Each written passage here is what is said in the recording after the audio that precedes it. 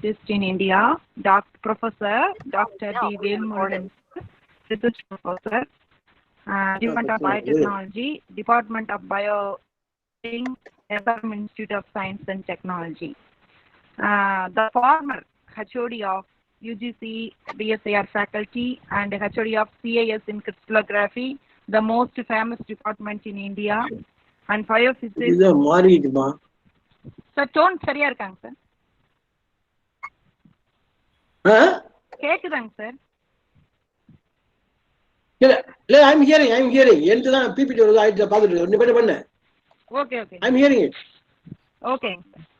So, Professor Velmurugan sir is a former HOD and CIS in crystallography and biophysics department. This is one of the famous department in India, and he is coordinator for bioinformatics infrastructure faculty and funded by DBT, University of Madras, Kindi campus, Chennai.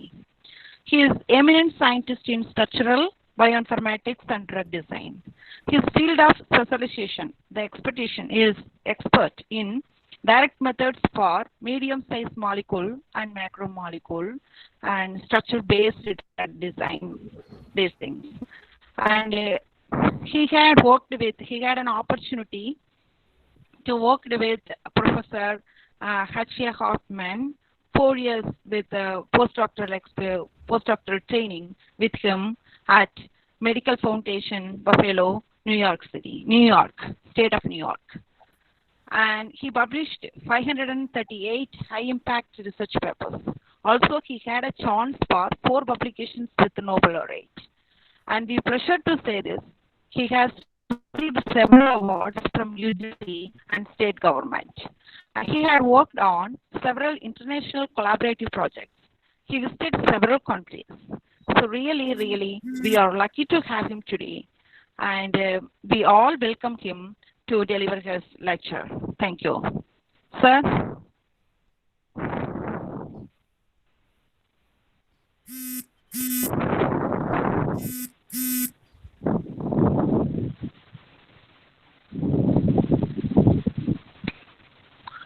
And dear participants, please do mute your audio and video buttons. Thank you.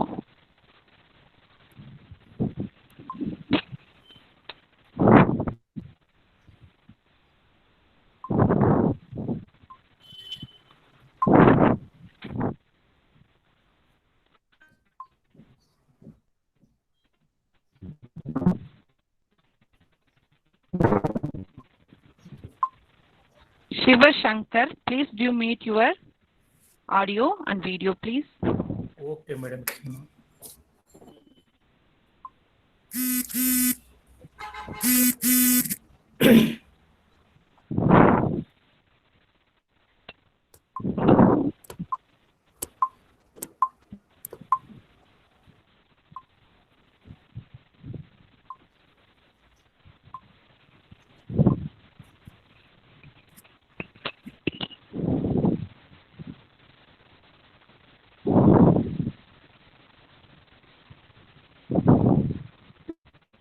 Sir?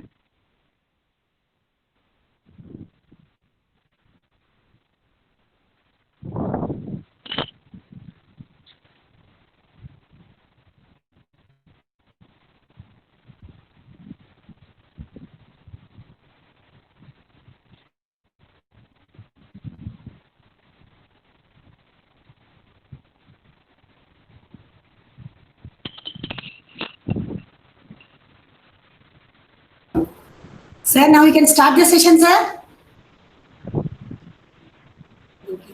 வந்துருவாருங்க, wait பண்ணுங்க.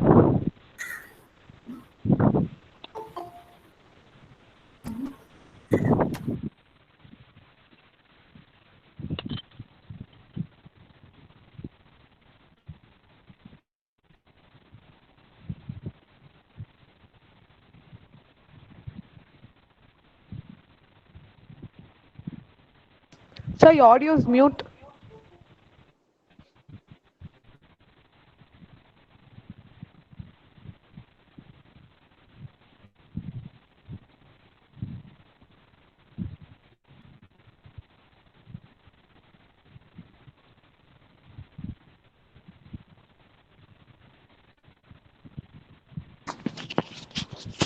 Sir, excuse me.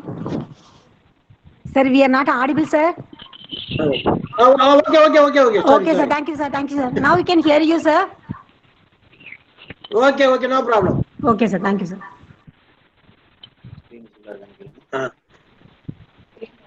Is the screen visible? Yes, sir. Okay. Okay, sir. You can start the session, sir. Thank you, sir. Right. UNESCO has declared 2014 as the International Year of Crystallography. So this is the best recognition one subject can get, no?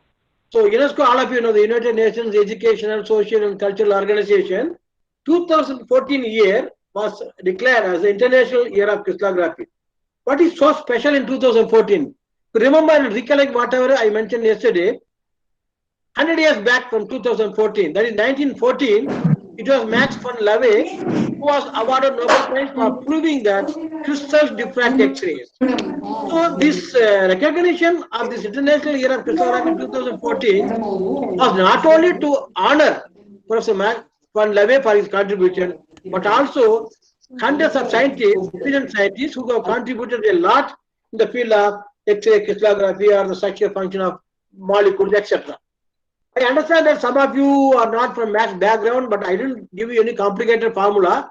But even then, you must have forgotten what you studied in the school, no? So, for the sake of continuity, I am refreshing you from some PPTs I showed yesterday, and also some basic mathematics to follow it up. So first of all, you must remember that crystal consists of the smallest repeating unit in 3 dimensions called unit cells, which has 6 parameters, 3 cell dimensions in angstrom, and 3 angles, alpha, beta, gamma in degrees. Molecules made up of atoms lie within this unit cell. There may be more than one molecule in the unit cell. The other molecules, other than the parent molecule, are called symmetry-related molecules. When I say structure determination, I am determining only the parent molecular structure. By knowing the symmetry position, I can get the positions of the other molecules so that I can calculate the intermolecular features. Next. Why you are using X-ray for diffraction of crystal is that in crystal molecular structures go into that features go to 1 to 10 angstrom, and which match with the X-ray wavelength 1 to 10 angstrom. So the principle of diffraction states that the wavelength of the incident radiation should be comparable with the object dimension. So that is why we cannot use wavelength 4,000 to 7,000 angstrom to understand molecular features in terms of 1 to 10 angstrom unit. Okay, so X-rays is the one suitable for studying molecular structures. You know, bending of beam around the object. Now, your ultimate aim is to locate the atom. So since the atoms are made up of electrons, so wherever the atom is there, there is a surrounding electron cloud. I approximate the center of the electron cloud as the atomic site. So if you want to locate the atomic sites in a unit cell, so you will find the atomic site only in certain points, and wherever there is no atom, the electron density has to be 0. So which means that by calculating the electron density of thousands of points within the unit cell, I can pick up those points where the electron density is maximum. So this is the principle. Now, diffraction is nothing but interaction of these X-rays with the electrons in the atoms. So when I say unit cell, I can cut it into so many planes. If it is a small molecule containing unit cell, the cells may go up to maximum of 40 angstrom. So the number of possible Bragg planes I can cut out may go to about 5,000. Whereas if it is a macromolecule, to accommodate these thousands of atoms, the unit cell dimension will be going larger. It is say 300, 400 angstrom. So the unit cell dimension of the box become larger and larger. The number of possible planes you cut out will be going to lakhs. Sir, excuse me, sir. Sir, Yes? excuse me, sir. Yes. Sir, 1 second, sir. I will give a small information to the participants. They are not, see participants, please unmute. Please mute participants. Then only you can clearly hear. So what that's why sir I'm is giving the speaking. introduction. This is all introduction. Whatever yesterday. Sir, they are in unmute, sir. So whatever I have given yesterday, the essence of it I'm giving you to follow today. Okay, sir, sure, sir. You go on, sir. I am telling the participant to mute. Yeah. No. Sure. So now, since different atoms contain different electrons, the diffracting power of each atom will be different, and that is denoted by the symbol little f subscript little j. Right? It means the atomic scattering factor or scattering power of atom j. Like that, n atoms are there in the unit cell. Each atom j is situated at positions xj, yj, zj. These are in general called fractional coordinates. Now, ultimately, my aim is to determine this xj, yj, zj. Suppose I know xj, yj, zj's of atoms, then I can calculate bonding distance, but bond length. Then if three atoms are connected, two bond length and one bond angle between two bonds, and four atoms are connected, I can calculate rotation about a bond, torsion angle, and so many things. The important thing you have to look at this is, this Fj denotes the diffracting power of one atom, whereas this quantity called structure factor of a Bragg differential HKL denotes the scattering or diffracting contribution from the contents of the unit cell. If there are n atoms in the unit cell, the atomic scattering factor of every atom and the position also matters. Why I am telling about position? Suppose the X-ray is incident over an atom. Suppose the atom is at the middle, so the atom has full X-ray beam. Suppose when it is incident, the atom is above or below, the diffraction power will be less. That is why position also matters in the diffraction, and atomic scattering also matters in diffraction. Don't bother about the series. This is also called a Fourier series. The only thing is, you must remember there is I. What is I? I means imaginary, because I square equals -1. So this is a definition. I square is -1. So I will be square root of -1. Square root of negative quantity is not possible. That is why we call it as an imaginary quantity. Or in other words, it's a complex quantity, people say. Okay. Now what I do experiment, I rotate the crystal in so many possibilities so that different planes make in contact with the incident X-ray beam fixed direction, and overall effect of diffraction be measuring by electronic counters as intensities. So this intensity IHKL is proportional to or approximately equal to square of the amplitude. So to take square root of your experimental intensity, I get only amplitude of structure factor. It's called structure factor amplitude mod FKL of a reflection HKL. So this is the only quantity available from diffraction experiment, whether your crystal belongs to small molecule or a macromolecule like protein or enzyme. Clear? Experiment gives you only Bragg intensities. In case of small molecule, we have to, you will be getting about 5,000 Bragg intensities. In case of macromolecules, 80,000, 90,000 or 1 lakh amplitudes you'll be getting. So this is the only information coming from experiment. Right. Now, let us go back to refresh your school trigonometry. So this is a triangle. This is 90 degree. This is angle theta. So when it says sine theta, it is opposite side by hypotenuse. I have given here. When it is cos theta, adjacent side by hypotenuse is given here. Tan theta is opposite side by adjacent side. Okay. So this is also equal to sine theta by cos theta. You must remember that tan theta equals sine theta by cos theta. This is one formula you must remember, not a complicated formula. Then e power I theta, it means exponential. Exponential of I theta is cos theta plus I sine theta. That's all. These two formulas very simple. Tan theta equals sine theta by cos theta. E power I theta, which can also be expressed as exponential of I theta, is cos theta plus I sine theta. Now, my ultimate aim is to locate the positions x, y, z of each atom. So for that, I calculate electron density. Wherever electron density is maximum, I sort them. So I had maximum electron density, topmost peaks correspond to atomic size. To do that, you got to calculate the right-hand side. So what is the right-hand side? V, volume of the unit cell. Once you know the cell dimensions A, B, C, alpha, beta, gamma during the diffraction experiment, I know the volume of the unit cell. This HKL are the Miller indices, which can vary from -infinity to infinity, both positive, negative, and zero integers. Now, this mod FHKL comes from experiment, right? I can fix, if a particular result vary x and y, I can calculate the right-hand side provided I know pi HKL. But this is known as a bottleneck. Pi HKL the phase of a Bragg repulsion is not available from experiment. Whether it is a small molecule diffraction or macromolecule, phases are not coming from experiment. This is known as phase problem in crystallography.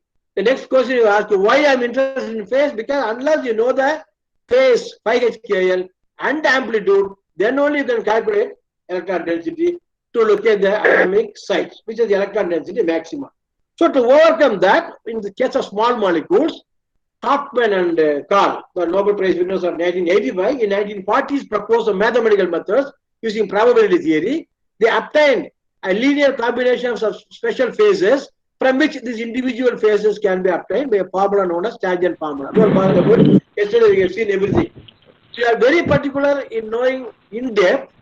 Kindly go to EPG Pathshala of MHRD. There's a subject biocrystallography. 32 modules are there. I was the coordinator, and every module has a video presentation for 25 minutes. PDF is also there. Question and answers are there. So whatever I given, presenting is a brief thing. So detailed thing, every topic it is there. If you're very much interested, refer to that. Now, so whatever we have seen here, this is known as Fourier synthesis. As Fourier synthesis, the coefficient Sir, 1 is... minute. Yes. Excuse me, Yes. sir. And please share your PPT. Huh? Sir, unga screen share பண்ணுங்க sir. You cannot see? I even know. ஆமாங்க sir, slide தெரியலங்க. அடுத்தது இது side தெரியுதா? Slide தெரியலங்க This sir. side Sir, it is screen visible. share பண்ணுங்க sir. No, you Sir, நீங்க தெரியுறீங்க sir. உங்க screen வந்து உங்களோட PowerPoint. இப்ப இது தெரியுதா? இந்த சைடு தெரியுதா? Can you see this Sir, side? it is visible. That's what I'm telling you. No. No, Mohan Sundari, it's visible. Sir is going in correct stream only, Mohan Sundari. You please pin. Okay, உங்களுக்கு slide தெரியுதுங்களா? So this function Sir, is called thank you, Fourier sir. series. Oh, no problem. So this is known as Fourier synthesis, for which both amplitude and phases have to be known. Okay, this is one thing. Now, this is a synthesis known as Patterson synthesis, where the coefficient is just intensity. There is no phase involved. So it appears, why don't we go for Patterson synthesis? Because phase problem is not there. Yes, we can go. But to look at this Fourier synthesis, I have to find, suppose your molecule has 30 atoms, I have to just find 30 peaks only here. Whereas here, it is 30 square minus 30. N square minus N peaks have to be analyzed. So analysis of Patterson is complicated. So you use Patterson map only when you have heavy atoms like chlorine, bromine, other things. Mainly it is used in protein crystallography. I will tell you later.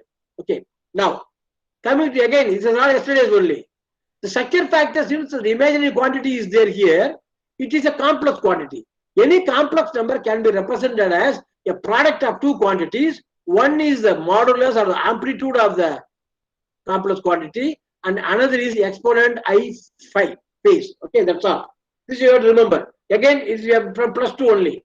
Right? Now, you use the theorem I told you. E power I5 is cos 5 plus I sin 5. So multiply by mod FHK. Right? Here, except I, you consider 2 pi into HXJ plus KOJ L is a theta. Then you expand this cos theta plus I sin theta. Put this multiplying factor. I get this. Multiplying factor cos theta plus I multiplying factor sin theta. That's all. So, this FHKL, I am rewriting in different forms. This is general, e power I theta formula I applied, then I applied. Look at this, mod FHKL cos phi HKL. This is a quantity, real quantity, I call it as AHKL. Plus I is there. Mod FHKL, sin phi HKL, BHKL. So, any number A plus IB is called a complex quantity, right? So, this is a real part coefficient, this is an imaginary part coefficient. Square them, add them, take square root. That is an amplitude or modulus of the complex quantity. Clear? Now, A and B are nothing but this is your A part, except I, this is your B part. So, why I am very specific about A and B is that if you happen to know the positions of some atoms or all the atoms, then you can calculate one amplitude known as calculated structure factor amplitude for a given Bragg reflection. The experiment gives you, by taking square root of intensities, one amplitude for the same Bragg reflection. That is called mod FO, observed structure factor amplitude, calculated structure factor amplitude. Now, another simple mathematics, your mod FHKL sin phi HKL is BHKL, mod FHKL cos phi HKL is AHKL, because equality. So dividing one by the other, you get tan phi HKL equal to BHKL by AHKL. So I have a formula for getting amplitude also in terms of A and B, and also phases phi HKL as tan inverse of B by E. So by knowing this A part and B part, I can calculate not only an amplitude called structure factor amplitude, but also the phase, because this is important in case of macromolecular crystallography. Okay, now we go to the today's subject, macromolecular crystallography. I am going to cover just introduction, high throughput crystallography, protein data bank, structural crystallography review, and finally some drug design introduction. We look at our body, every one of us have around 30,000 proteins, not one or two, 30,000 proteins. Okay, so we have lysozyme, insulin is there, then we have phospholipase, so many proteins. Each protein does a function, right? If it does a malfunction, then it causes diseases. Okay, now out of these 30,000 proteins, structurally at present we know about lesser than 5% only, which means that for many of the proteins, human proteins, we never know the three-dimensional structure. Unless we know the three-dimensional structure of this protein, suppose they are leading to some diseases, we cannot come out with a drug, because for drug design, we have to know the target protein structure. So that is why Human Genome Project came. Identify the structures of all human proteins. So worldwide they are doing this analysis. This has come common diseases in a global level for which billions of dollars have been spent by US, like cancer, diabetes, alcoholism, AIDS, and Alzheimer. Why I am telling these diseases is that each disease is associated with some target protein, right? So cardiovascular is number one, then we have cancer number two, diabetes number three, and so on. So these are examples of some of the protein crystals. For us, 0.2 millimeter length, breadth, and thickness is sufficient. These are some complexes, protein and drug complexes, co-crystallized. So I just shown you purposely the crystals belong into 7 crystal systems, no? Trigonal system, cubic system, ortholemmic system, and so on. Sometimes the external morphology of the crystal reflects the crystal system. So morphology looks like cube, no? System is also cubic.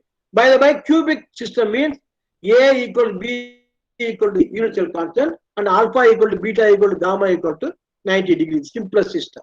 Now, what do you mean by amino acid? An amino acid has an amine group, then there will be a carbon atom with a variable group R, then we get acid group COOH, okay? That's why it is known as amino acid. So this R can be anything, H, CH3, so many things, no? So this is other way of representing. So amino group is there, acid group is there. So like that there are 20 amino acids, right? Non-polar, positive charge, negative charge, polar, and so on. 20 amino acids are there. If in the R group it is hydrogen, it is called glycine. If it is methyl, CH3 it is known as alanine. And we have slowly larger side chains also, right? So this is the way amino acids are represented. Now, if 2 amino acids are linked, what will happen? So this entire thing is first amino acid, right? This entire thing is second amino acid. So this COOH is there, no? COOH is there. Now, this OH, they combine together and come out as a water molecule. So we have a bond formed here between the C and of the first amino acid and N of the second amino acid. So this is known as peptide linkage. See, we call the Ramachandran rotation, GNR rotation. We call this as alpha carbon. This is a C prime. Double bond oxygen carbon is C prime. Is alpha carbon, which is having an R group. So this R group may be different. That's all. Now, look at again. This is how a peptide backbone grows. N C alpha, C prime, N C alpha, like that. The rotation about this bond N C alpha is known as phi, and rotation about the bond C alpha C prime is known as psi, and the rotation about the bond C prime N is known as omega. If this omega is 0, it is known as cis peptide. If it is 180, it is known as trans peptide. Okay, so this is a clear definition. So peptide, when I say peptide backbone goes like this: N C alpha C prime, then N C alpha C prime. If O is up here, next residue will be going down and so on. So this you must remember. Now, when I know the amino acid constituents of a protein, because proteins are nothing but they made up of polypeptides. Poly means more than 100 amino acids in general, then only you can call it as poly. So now when I say peptide, when 2 amino acids are linked together, I have a dipeptide. Now, 3 means tripeptide, 4 means tetrapeptide, 10 means decapeptide. When I say, I know the amino acid constituents of the protein, I say primary structure is known. So these amino acids, during the formation of peptide unit, they have some compact secondary structures, which may be a helix like this, or a sheet, I will show you later, turns, loops, everything. So these secondary structural elements make a compact three-dimensional shape to the protein that is known as tertiary structure. Okay. Some cases, this monomer, one molecule is enough for the activity, but in some cases, 2 molecules, 3 molecules, 4 molecules are necessary for the activity. That is known as dimer, trimer, tetramer. And that is known as quaternary structure. Okay. Now, we have gone to another stage known as quaternary structure, where we talk about domain-domain interactions. Now, so let us see what we mean by helix. This is just an example to show what is an alpha helix. This is called beta sheet. Right? Like a sheet it goes, it can have anti-parallel and a parallel beta sheet. When we have turn, we just focus our attention here. I have 4 amino acids, which is marked as a sphere. No, 1, 2, 3, 4. The question is, we look at the shape of proteins. The proteins are globular, spherical. What makes the protein to have the globular shape? That is the first thing. So if you look at 1 amino acid, 2 amino acids, they are linked, no? Okay, fine. So let it be a chain. Third, linked, okay. Fourth, why does it go like a chain, like a myosin structure, a rod-like structure? The reason being, to consider the 4 amino acids, let us see here. As I told you, convention is nitrogen is blue, this is carbon, this is oxygen, red, no? N, C alpha carbon, R group is there, C double bond O, C prime, no? It goes like that, N, C alpha, C prime, N, C alpha, C prime, N, C alpha, C prime, N, C alpha. Clear? 4 amino acids. The first amino acid, this is a carbonyl, C double bond O. Fourth amino acid, this is. Now, there is an interaction NHO. This nitrogen donates the hydrogen to form a hydrogen bond with this carbonyl oxygen. So this is called intramolecular interaction. See, whenever it goes to third amino acid, it doesn't go linearly like this, but a bend or kink is formed automatically. So this is one of the factors which leads to the spherical nature of the most of the protein. This is also called C10 bend. We look at the number of atoms formed in this ring-like thing. These are 10. 1, 2, 3, 4, 5, 6, 7, 8, 9, 10. This is known as C10 bend. So we have so many types, no, type 1, type 2, type 3 bend, 1 prime, 2 prime, 3 prime, and so on. So the Ramji and Ramachandran, Venkatachandran, Professor Balram has contributed a lot in this direction. So this yesterday also I showed you how to represent the molecular picture, either ribbon model. This is the loops I told you, loops, right? So these are the helices. So you can represent as a ball and stick, and also this ribbon. Then space filling. Each atom is denoted as a sphere. Color convention I told you, blue is for nitrogen, red is for oxygen, yellow for sulfur. So this is a deoxyhemoglobin. Each monomer is shaded by different color.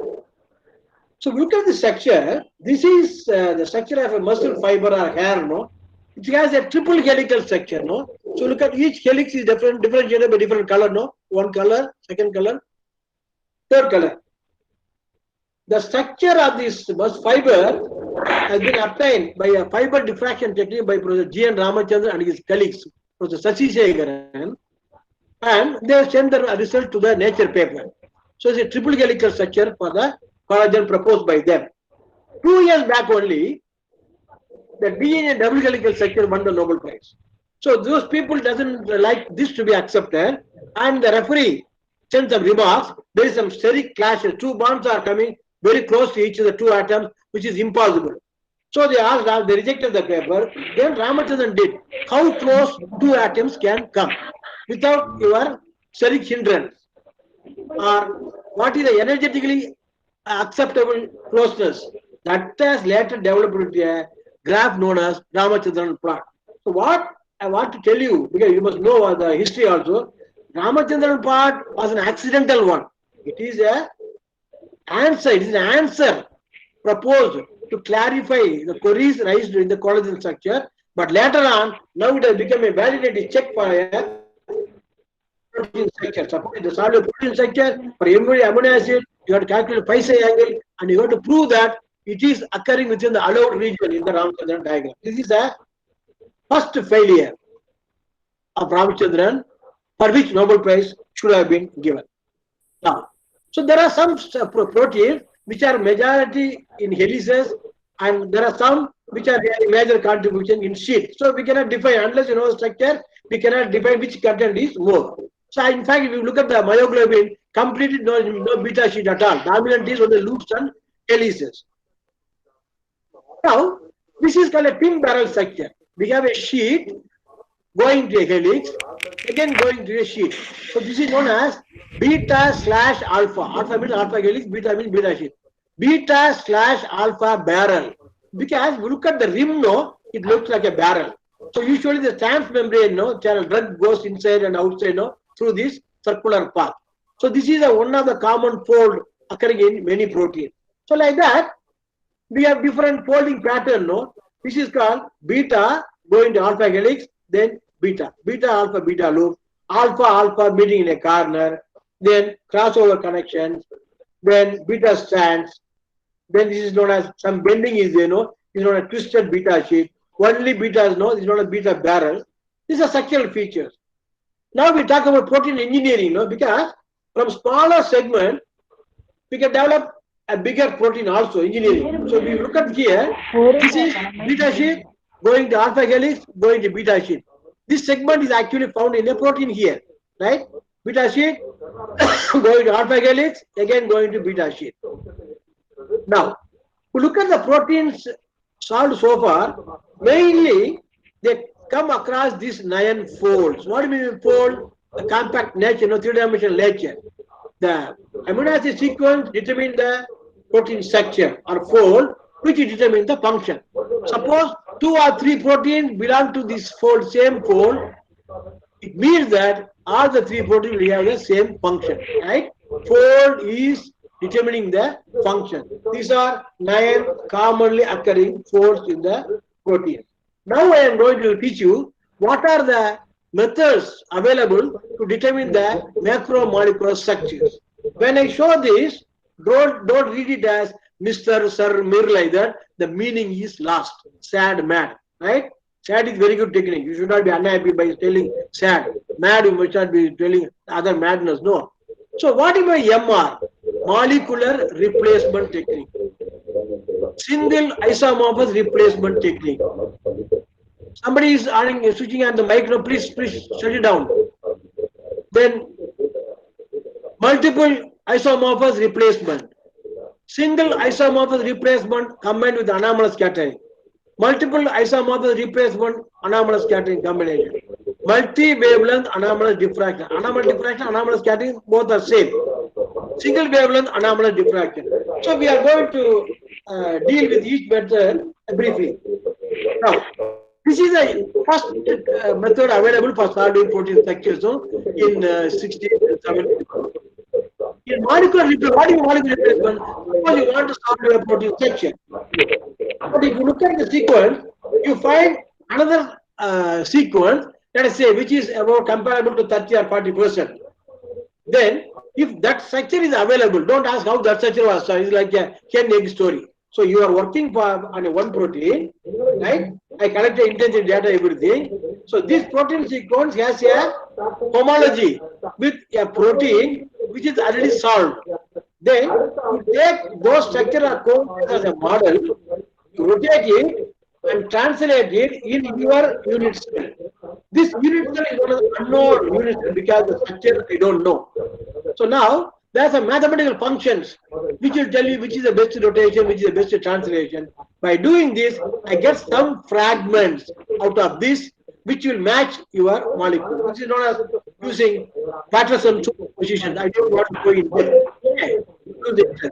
So now, when I do it, I do a rough model. Rough model means I have positions of some atoms, no? Once I know position, as I told you already, I can calculate AHKL, BHKL, then tan phi is BHKL by AHKL.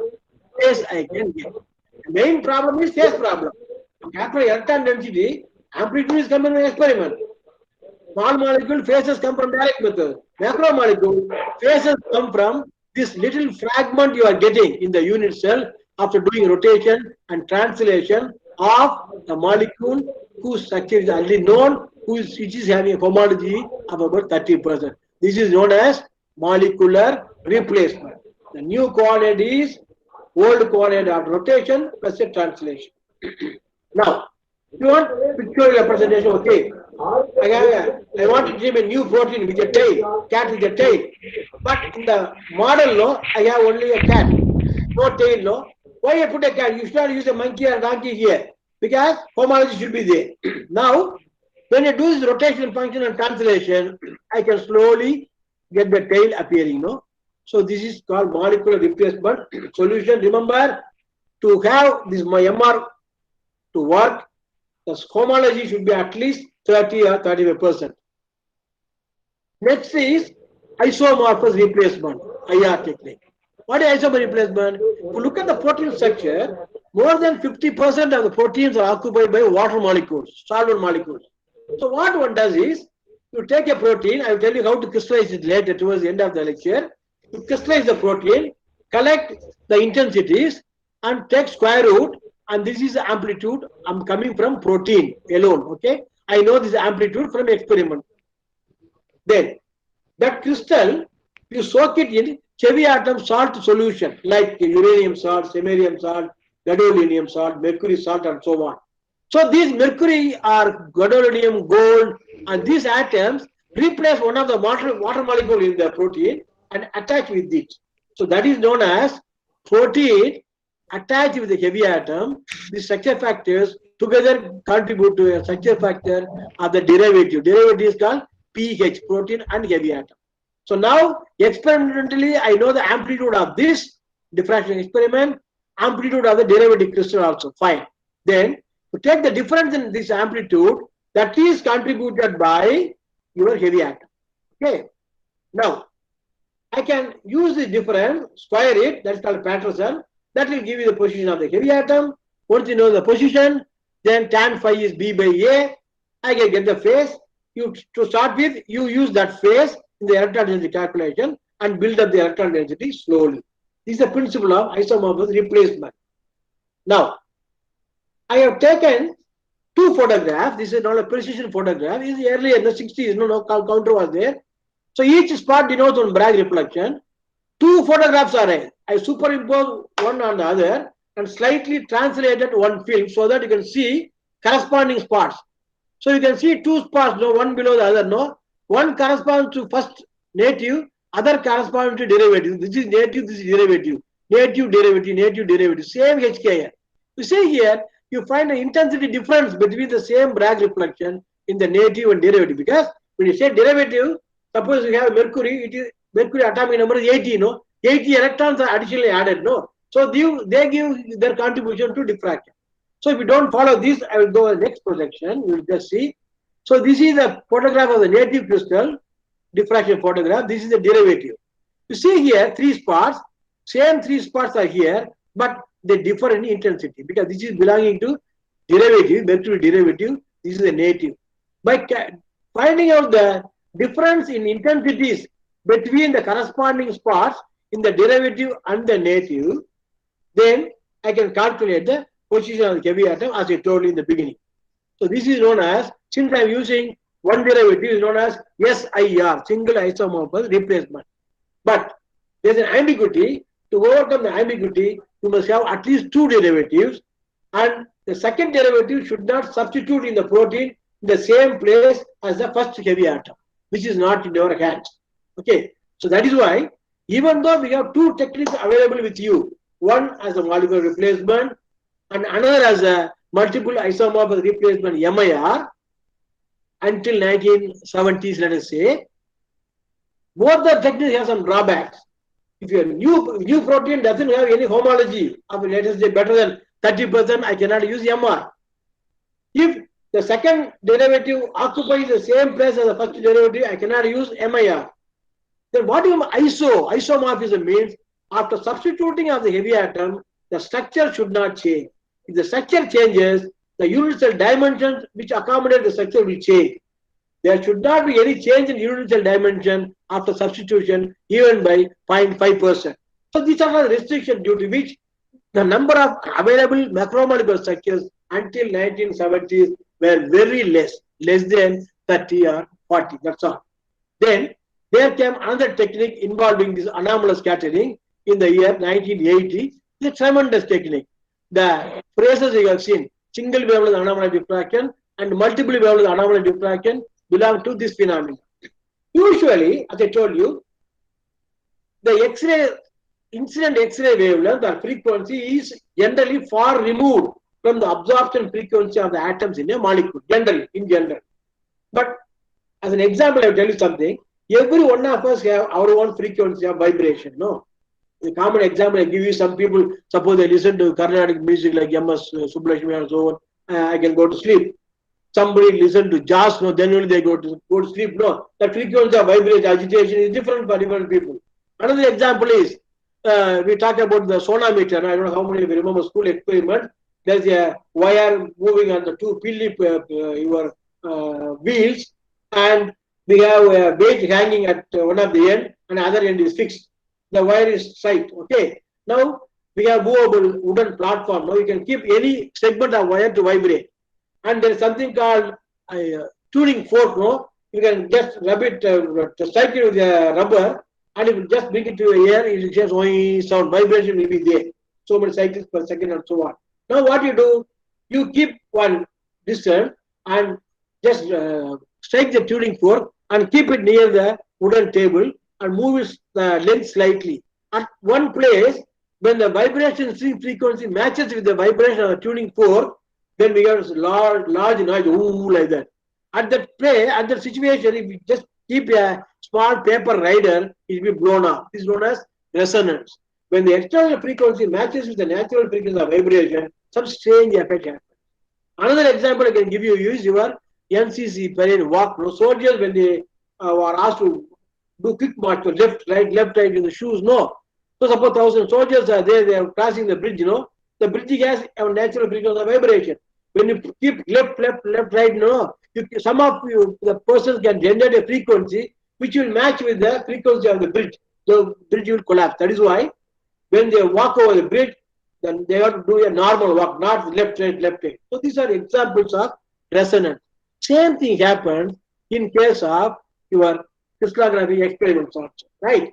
In this case, I mainly use Patterson synthesis to come out with the location of the atom, from which you can get the phases. Okay. Now, whether it is a Fourier synthesis I showed you earlier or Patterson synthesis, what you give it as input is a contribution, either structure factor amplitude or square of some amplitude.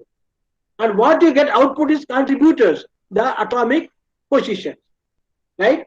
Now, the difference between Fourier and Patterson, as I told you, is that the Fourier coefficient is mod FHKL. This is square of mod FHKL. Now, square of mod FHKL or square of some difference between structure factor can also be used. Right? If that is so, this is known as difference Patterson map. If difference between two structure factors is used in Fourier, that is known as difference Fourier map. So what do you mean by how differences? Let us say, for same Bragg reflection, in the case of your isomorphic replacement or MIR, what you use? I have the derivative, I have the native. Same Bragg reflection, the structure amplitude of the derivative will be different from the structure factor amplitude of the native. So this difference can be squared and used in a Patterson synthesis. Okay. So that is used here in MR or MIR or SIR. This is known as isomorphous difference Patterson. Okay, isomorphous difference Patterson.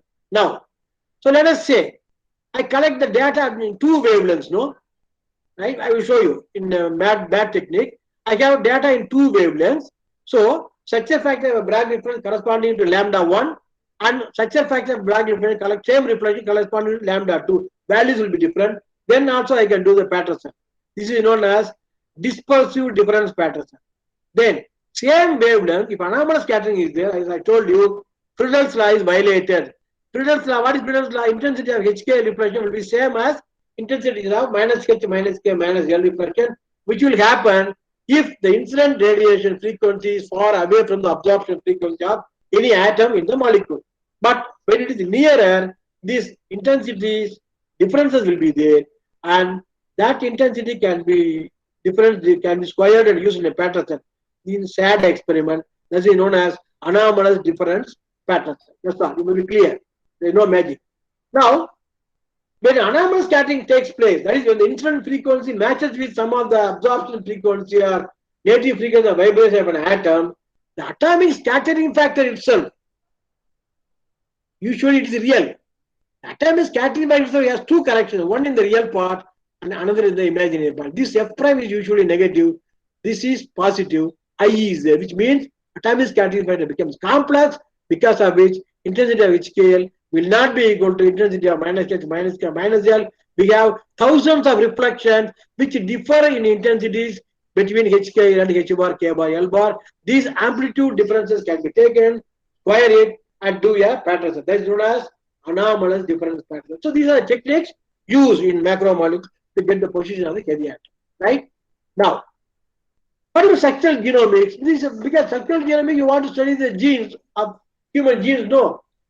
So gene sequences or protein sequences are available, lakhs of sequences, whereas structures are available only few. Maximum we have only 1,67,000 structures available.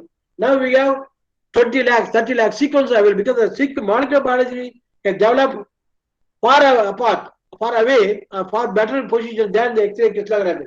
Or the X-ray crystallography means that becoming structure is more complicated than the sequencing, no.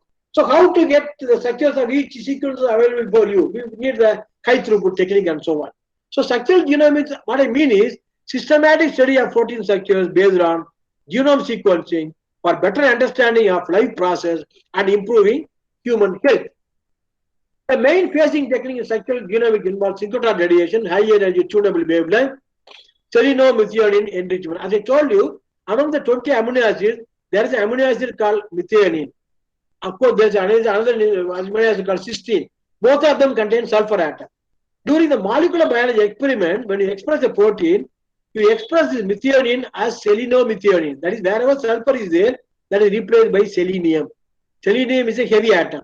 It has an absorption frequency around 0.98 angstrom.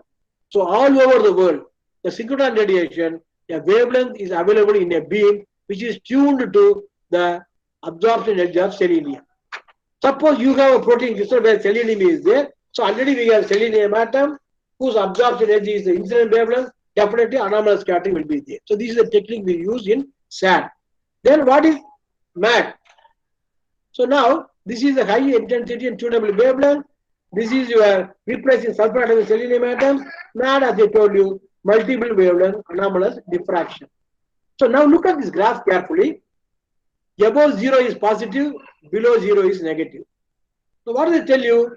I told you F prime is the real part correction in atomic scattering factor. Now it is coming negative. It goes down, down, down, reaches the minimum, then goes here. Every negative. But look at F double prime, which is the imaginary component. It is flat. Suddenly it reaches a maximum and comes down. So this lambda 1, the energy at which it becomes the maximum is known as peak wavelength, lambda 1. Near to the peak wavelength, we have another wavelength called lambda 2, where this dip is there. F prime becomes most negative. Then we have two regions, lambda 3, the left background, and your right background. So that is why you are collecting data at 4 wavelengths. It is called multi-wavelength anomalous diffraction. collect data at only at single wavelength lambda 1, it is called SAD, single wavelength anomalous diffraction. In single wavelength anomalous diffraction, we collect the intensity differences between HKL and minus H minus K minus L reflection. Here, I will show you again next graph. So this is the selenium absorption at 0.9795 angstrom. So if you look here, to collect a wavelength, your data at this wavelength, let us say minus 1, F prime. Then at this wavelength, where it is minus 8, no? So a difference of 7 electron is there. So it is equivalent to substituting of another atom which differ in atomic number by 7 units. So it is identical with MIR technique. So MAD technique is identical with the MIR technique with the advantage that there is perfect isomorphism because I am not using the different crystal. Same crystal, I am not chemically substituting, physically substituting. I am tuning the wavelength or the incident energy to different values so that different values of correction factors F prime and F double prime are applied. So this is the principle I use. I already told you how to make use of the Patterson, dispersive difference Patterson used here between this wavelength and this wavelength for same HKL. Here, observe the anomalous differences is used or Bifer difference. Again, Ramchandran had a fall in this proposed method. Ramachandran in 1956 and his team proved that the intensity differences between HKL and minus H minus K minus L when we have anomalous scattering can be used to get the position of the heavy atom. Unfortunately, the same idea was conceived in University of Amsterdam by Peterman and Byford, and they published their paper in own country journal, and our group published their paper in Current Science. So this is your third blow. First is Polygon structure he proposed, he thought Nobel Prize, didn't come. Then to answer the referee's query, he did the graph, phi plot, Ramachandran plot. Again, chemists said, don't know this is that's a graph between torch and angle, but this Nobel Prize cannot be given.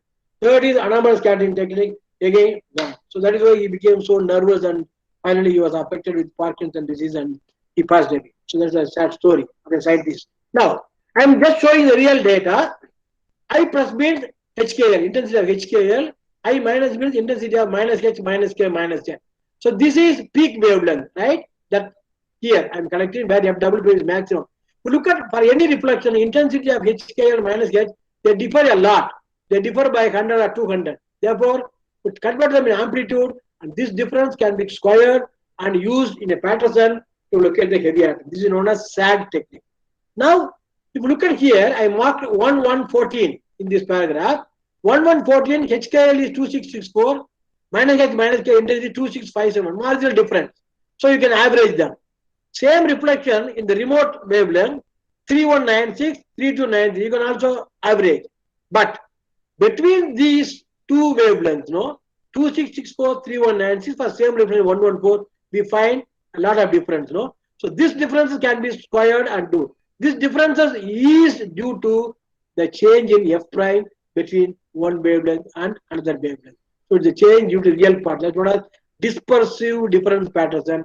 This is anomalous difference pattern. And this is more than enough for you to learn. Then this anomalous scattering can be combined with SIR technique, single isomorphic replacement, that's known as SIRAS.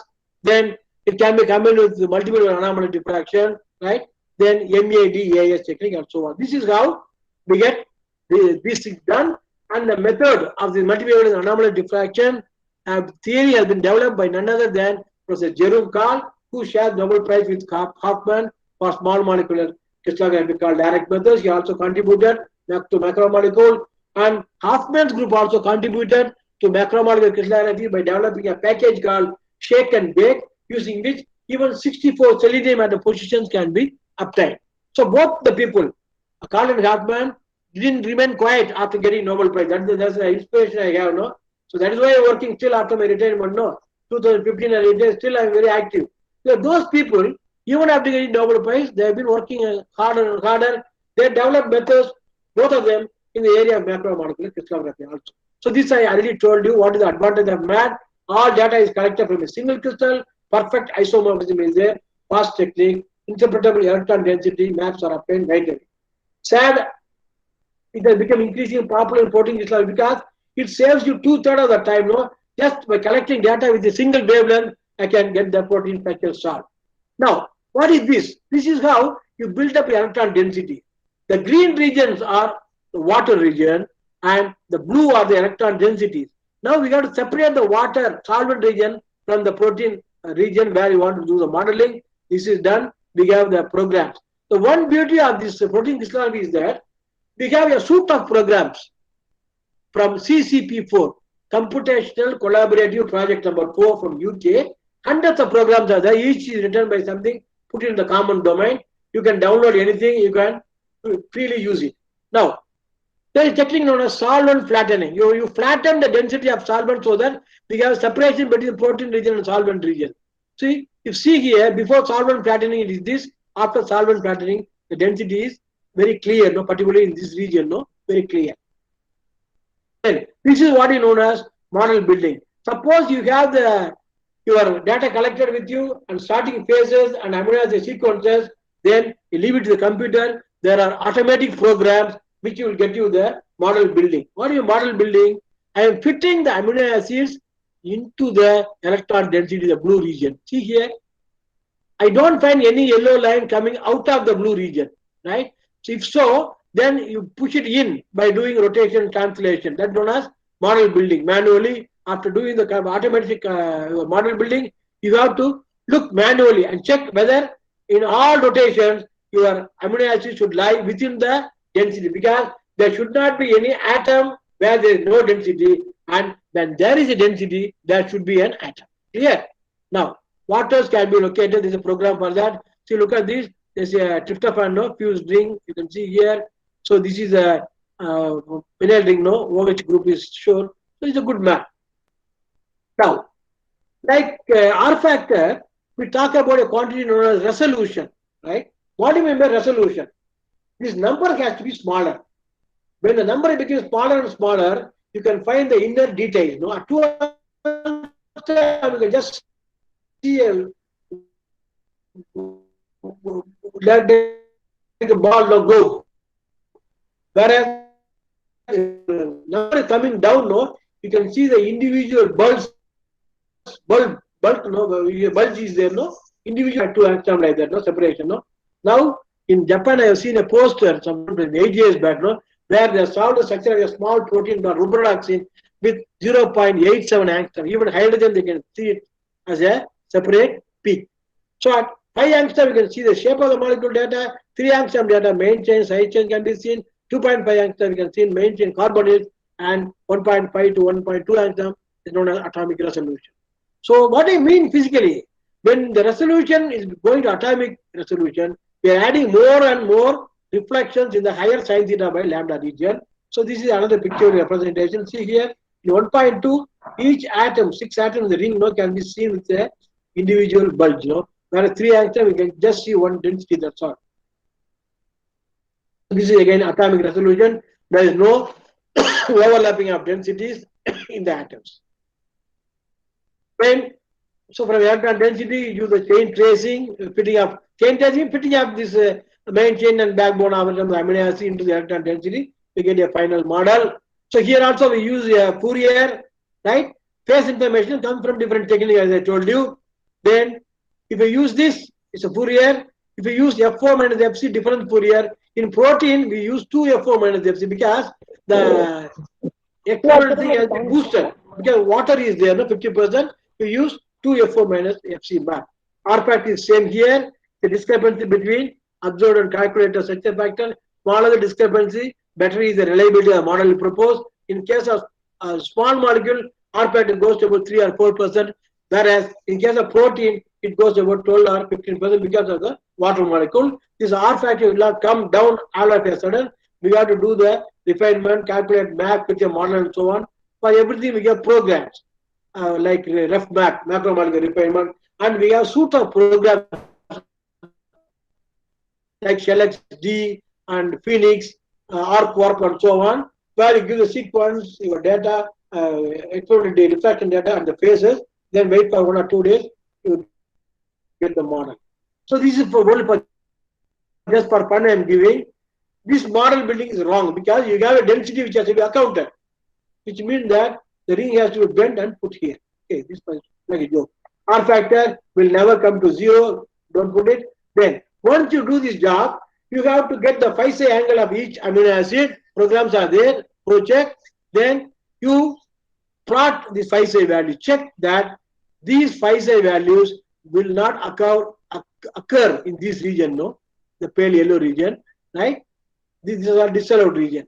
So these are allowed regions. No, parallel beta sheet, anti-parallel, and right-hand helix, left-hand and alpha helix. So from diffraction experiment, just from dots or number of numbers, no, I can get electron density, I can do the model building, then not only that, I can design drugs also which will fit into the molecule. So this is your Ramcharan diagram, which shows how the protein database has grown in the year 1972. Because 80 only, the automation came synchrotron, no? Slowly it is increased. Now, per week, we talk about 200 structures deposited. No, until 1970, we have only 20 or 30 structures. Now, per week, we talk about 200 structures. Now, this tells you growth of protein fold. Even though the structures grow in exponential way, the folds do not grow because totally we expect around 3,000 folds, and so far only 1,500 folds have been found. So this tells you about higher resolution, how many structures are available. We do have structures in good resolution, 1 to 1.5 angstrom, and this shows that maximum structures occur in P2121, phase 1, autonomic phase 2. So these are the journals where you publish your macromolecular structures. Then this is exponential increase of this PDB, right, and also the folds. So this is the old way of representing the PDB. So we can just your collaborator's name yourself. You can say this Dr. Shekhar is having very good coding lab at IISc Bangalore. My student who is in ICGB Delhi is myself. We collected data in Brookhaven Synchrotron Laboratory, Uptown, New York. My collaborator Daughter, and he provided the compound Psi. The phospholipase is A2 from bovine pancreas. So we have to give the R value is 11.4 only. But the good thing is it is atomic resolution. No, 1.1 angstrom resolution was there. We use the protein refinement ref back. Authors is given. Full details are given. Then we have amino acids, what are the amino acid details, then the thermal parameters, the positions in orthogonal angstrom unit, thermal vibration, every detail can be seen in the PDB. Then we can classify proteins. This is called SCOP, this is database, structural classification of proteins. We have proteins having all alpha helices, beta sheets, alpha and beta, so many things are there. These are biofamily people, no? Each genome consists of how many proteins. Then these are some of the interesting macromolecules whose structures have been found by X-ray crystallography, not modeling, pure crystallization, and using whatever techniques we have given. No? These are the structures that have been found. So these are some important peptide hormone structures found by X-ray crystallography. Then we have some protein and ligand complexes, also structures are known here. See, this is a HIV inhibitor. This is the pathway where a drug can interact. We will do more in the next study. Then this is about Mycobacterium tuberculosis complexes, no? So this is again your another complex, NADPH complex. The phospholipase A2. Here the active site is in this region. So to attack the active site, your molecule, drug molecule has to come and pass this entire hydrophobic packet, no? So this is the example complex structure. These are all structures co-crystallized with the ligand. Right, protein ligand co-crystallize, then different data collector, then the solved structure using our methods, not computers, no? Just these are the things. So many. Then DNA drug interaction, they say. So when a drug molecule binds at the binder groove or major groove, it is known as interaction. If it goes inside the double helix is known as intercalation.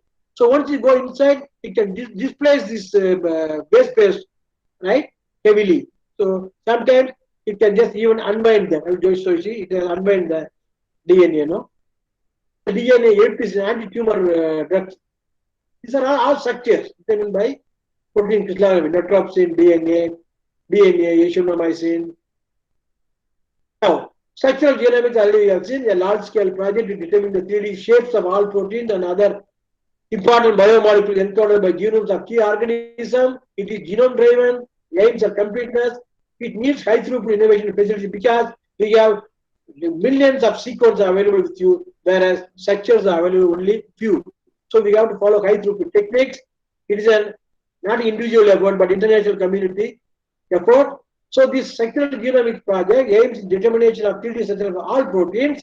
So for which they have classified into 4 steps. Don't bother about it. The important thing is when I say high throughput 3D protein structure analysis, not a single stroke. We have so many things from DNA. Expression involves so many stages. Then protein purification, protein involves so many. Sample preparation. Then NMR spectra, you can do protein NMR or X-ray diffraction experiment. Then structure calculation involves so many things. Starting from heavy atom site location, casing, density limiting, refinement, then validation, and finally we get protein structure. What I am telling is, here it's a teamwork. Molecular biologist, physical chemistry person, then crystallographer, chemistry person, everybody is there, right? So these are some selection criteria used in bioinformatics. So from genes we get finally the proteins, right? It's a pictorial representation. Not only protein structure, timber structure, but also we design a drug molecule to inhibit that. So these are the goals and achievements of structural genomics. So now we expect around 30,000 proteins in the human genome and about 3,000 to 5,000 unique protein folds, which individual function. But we have so far only got about 1,500 folds only. So remaining we have to see. So this is about protein crystallization. I'll just take 5 minutes. Protein crystallization is a complicated step. It is not like small molecule crystallization. Small molecule crystallization, you can ask a chemist in which solvent the compound is sparingly soluble. You prepare a saturated solution in a flat bottom beaker of about 1.5 centimeter dia and 2 centimeter height. And the saturated solution in the beaker has to be covered by parafilm. We just leave it undisturbed for so many days, 2 or 3 days. Then we get beautiful crystals of diameter 0.3 millimeter you to collect. But this protein crystallization involves parameters like pH, then buffer concentration, then what is solvent precipitants we use, and so on. So mainly we use 2 methods. One is known as hanging drop method and sitting drop method.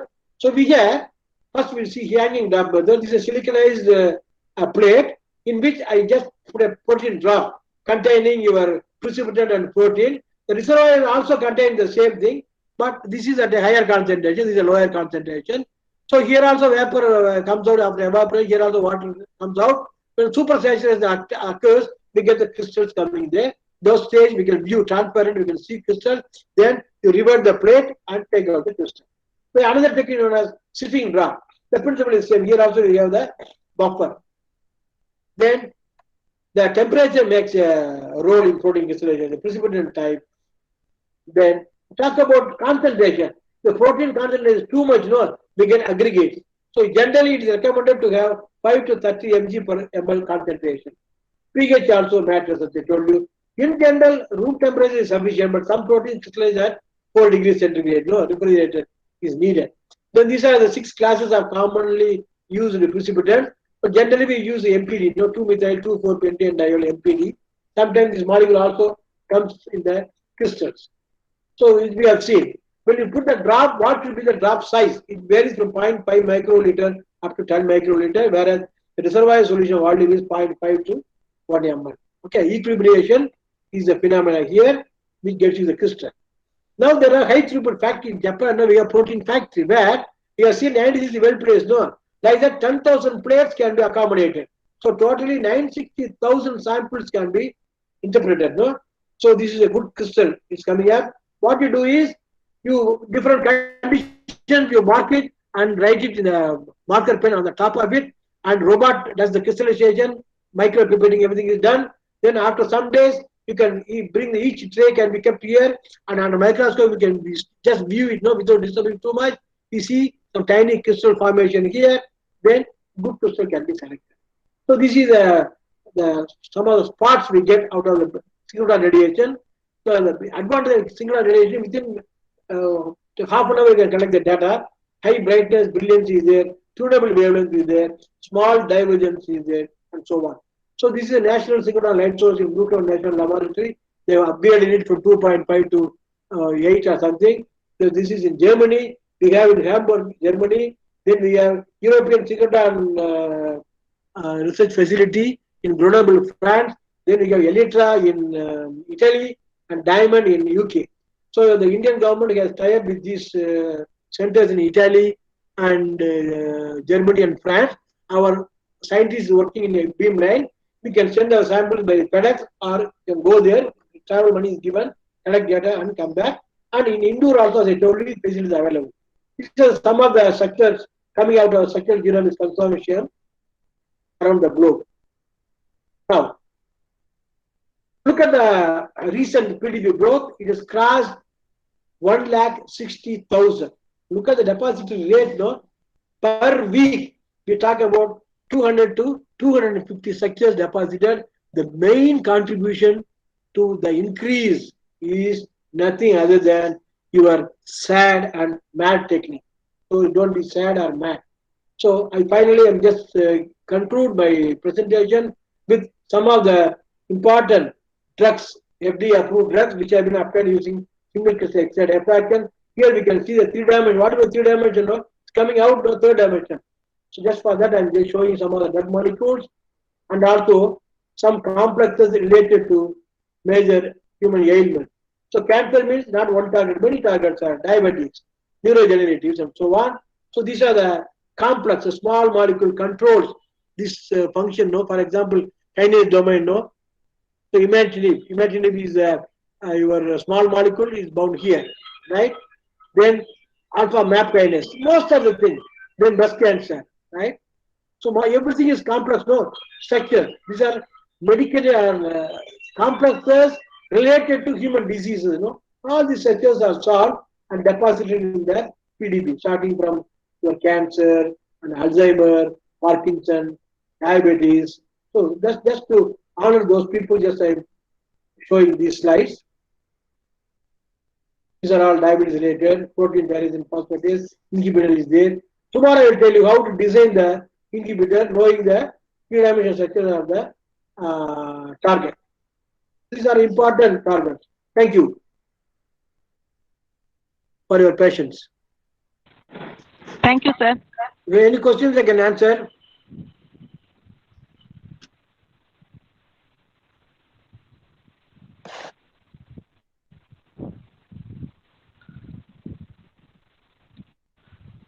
Sir, thank you very much. Okay, welcome. Dear participants, if you have any questions, sir is waiting for you. You can ask freely.